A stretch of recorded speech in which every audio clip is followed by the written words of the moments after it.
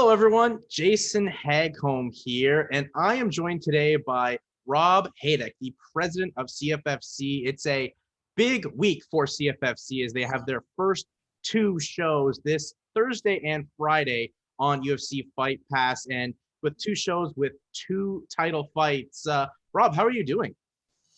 Doing good, man. It's fight week, so things get a little hectic. Yeah, I can only imagine how busy you are, so I appreciate the time hopping on. But Rob, obviously, 2020 was an interesting year for everyone. But I thought for you guys, what a year for you in a positive way. You had some of your best shows. You've crowned a couple of new champions, sent some guys off to UFC, Bellator, and even expanded down to the southern part of the United States. I mean, when you now look back, what does 2020 mean for yourself, CFFC, and the work your team got, your team did? I think it was a monumental year, all considering, global pandemic. As an organization, we really stepped up. We sent, I believe it's 12 fighters to the UFC. And we also, we captured a lot of new fans because there wasn't a whole heck of a lot of regional MMA going on around the globe. So we were fortunate. We had good partners, good protocols in place to deal with COVID. And I think we pulled off a total of 9 events. Yeah, you guys pulled off a crazy amount of events, and events that never disappoint. There's always some insane finish or crazy submission. I mean, it's just great to see, regional MMA get going. And, for me as a Canadian, you guys had a huge influx of Canadian fighters, especially for these shows this upcoming week, especially the Friday show. I believe there's 4 Canadians on there. First of all, thanks for giving Canadian fighters an opportunity, because nothing's going up here up until, I guess, this week. But how important for you was it to get some Canadian content on your guys' shows? It's very important. I mean, the talent coming out of Canada right now is unbelievable. As you mentioned, we've got 4 Canadians fighting over Thursday and Friday night.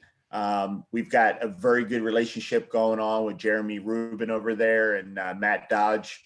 Very reliable managers. And that's a key component too. A lot of people don't realize it's not just finding great fighters, but it's also finding good teams. And those guys are no nonsense. And we enjoy working with them and only see the relationship growing and seeing more and more fighters come over from Canada. Yeah, I think it's just great for Canadian fight fans to see the platform grow for them, because there's kind of this second wave going, but there was no one from there to put it on. And CFFC was a big one. I mean, just look at Johan Lioness. He was a guy that was kind of just hanging around there in TKO folds, and he's now becoming one of the brightest names out of CFFC. Yeah, we love Johan. He's a complete class act. He's a world-class athlete. Really deserves the title fight. Things just didn't line up with the current champion due to timing, and he moved from camps from the East Coast, I believe, down south. So things didn't line up. Johan, being who he is, he wanted to stay active. So we found him a fight, but there's no question. If he gets through Troy Green this coming week, he gets the title shot. There's no questions asked. Yeah, and I guess, if we're going to talk about the card, I think a lot of people have their eyes on your main event for Friday at CFFC 93. Colin Huckbody defending the CFFC middleweight championship against Aaron Jeffrey. I mean, this is really a UFC level fight on a regional show. I mean, for Aaron, he's, turned his career around since the Contender Series, and Colin won a contract in the Contender Series and then defended the title, or won the title actually at one of the last couple of CFFC shows. Yep. I mean, this is a fight that's got a lot of fight fans buzzing, and really you guys should send someone else from that fight to the UFC or a bigger organization. Yeah, you nailed it. It's a UFC level fight, no questions asked. Every so often we have a fight on the card, and I joke with people. I'm like, this fight's not going to happen. This is too high level of a fight. It's almost an injustice that it's happening on the regional level, but we'll take it. When you look at those two guys, clearly number 1 and number 2 prospects probably in the world at middleweight. So we're honored to have that title fight, and we're excited. Rob, how hard is it for you sometimes to get fights like that? Because, there's a bunch of guys that you may give them a fight, but they're like, I'll save it for the UFC. But some of those guys maybe miss the point where maybe take the opportunity now, because that could be your early ticket to the UFC. More so than not. You get guys who are on that proverbial short list And again, it's a testament to Matt Dodds, Jeremy Rubin. These guys are always wanting their fighters to get the best challenge. And the guys over at Sucker Punch who represent Colin, there was literally no hesitation on either's part. No one said, hey, this is an extremely high level fight, we want crazy money. No one did that. It's really a testament to the fighters, their entire team. And like I said, I cannot wait for that fight. No, neither can I. I think it's one of the fights in the early first quarter of 2021 that's really got my gears buzzing. I've seen Aaron's development from the BTC promotion here in Canada now through what he's done in the United States in 2020 and now looking to bring some CFFC gold. But I mean, you as well have, as I said, another Canadian, Jasmine Jazz Division. She fought for your strawweight championship. She's moving back up to flyweight. And she's one of the, I've said for a while, one of the best pure prospects at 125 pounds. And she gets a chance to show it this Friday night against Ashley Dean. Yeah, I agree with that. Jasmine is extremely impressive. Her last fight, very questionable, depending on where you were sitting. Anybody could have won that fight. I had it a coin toss, to be honest with you. Elise is a very good prospect as well, but Jasmine, with her size, her athleticism, there's no question she's heading to the UFC. So it's going to be interesting to see if she can rebound this week. Yeah, I think that's, very interesting to see what will happen. She seems like she's learned a lot from that, just speaking with her and seeing some other interviews. And I think we're all excited to see what Jazz can do coming off her first loss. Yeah, there's a huge misconception in regional MMA. So many guys have this thought in their head, they need to be undefeated to get the UFC's attention. And it's quite the opposite. They want to see guys and gals that are battle tested, that have fought tough people. And it's exactly what Jasmine did. I agree with you. I think that setback, albeit potentially a short one, is definitely going to be something that is going to propel her in the future. And as well, Thursday, once again, we have two title fights. This time your flyweight and your bantamweight titles. And Alberto Trujillo, he'll make his first title defense of the flyweight title.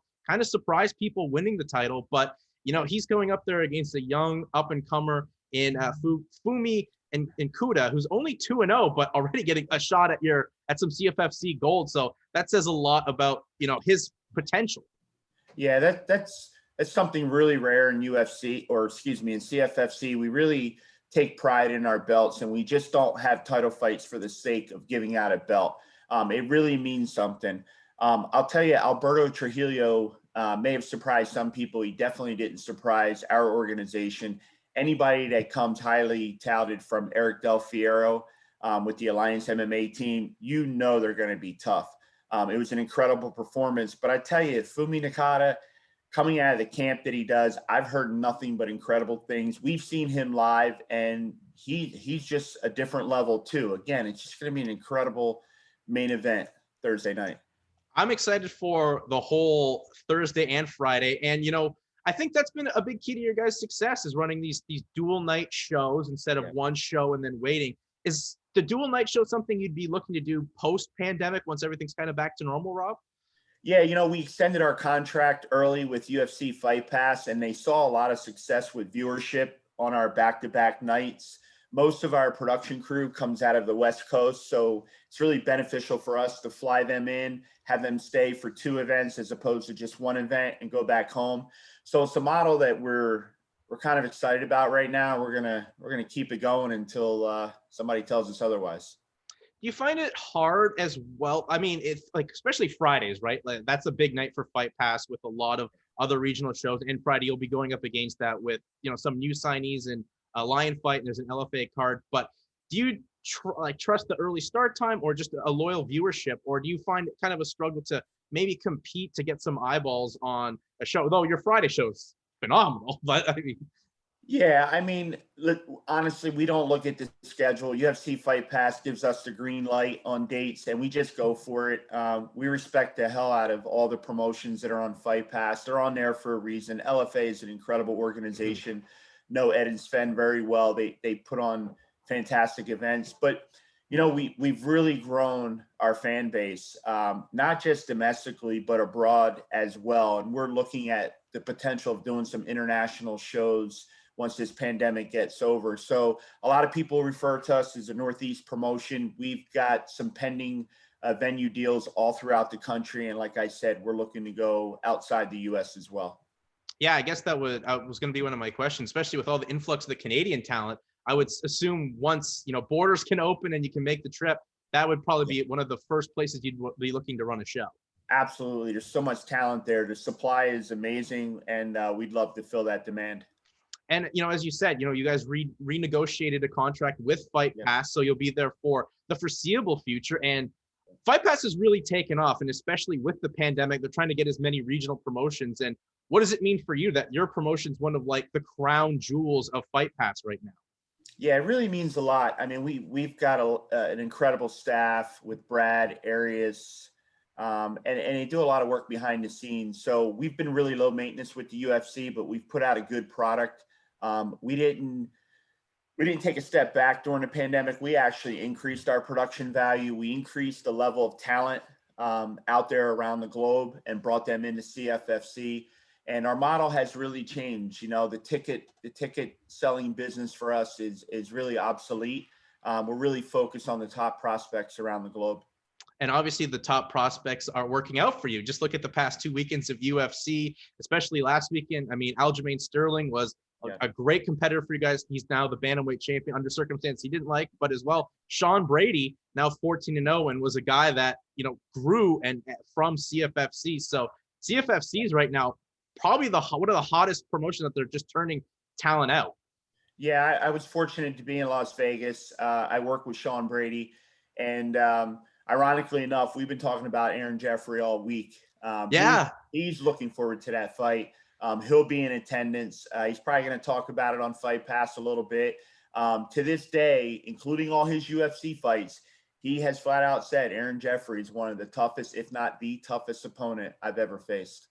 Wow, that's a big feather in the cap for Aaron, because Aaron has openly said that welterweight was his wrong weight class forever, and he's posted some pictures and he looks so depleted. But that's a big thing, and it's nice to see Sean, out there come home and make a comment about that fight. And Aaron just had a huge win over Sean's teammate as well, new teammate, and Andre Petrosky, who's again another huge prospect here in the Northeast. And Aaron's an incredible fighter. So is Colin.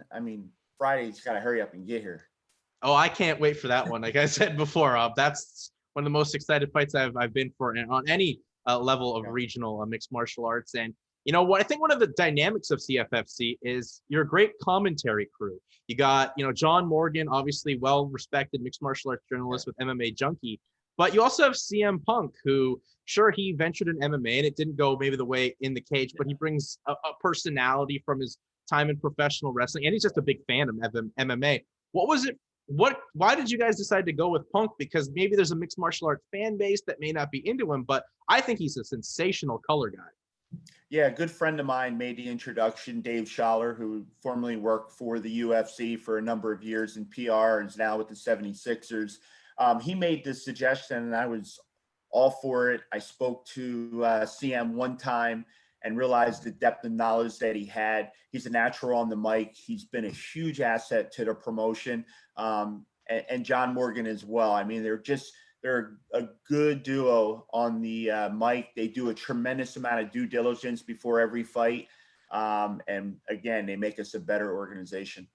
Yeah, I know Punk's definitely on any podcast made sure to talk about your promotion or make sure he tweets about CFFC. So they're getting more, you guys are getting more eyeballs than probably you may have thought you would have or what have you. But I love to do it. It just seems like a natural chemistry as well. And there's one thing I've known from, doing my own set of broadcasts is if you can gel on the mic, that's definitely natural. There's no faking it. They seem like they're just genuine fight fans that enjoy calling those two nights of fights every week.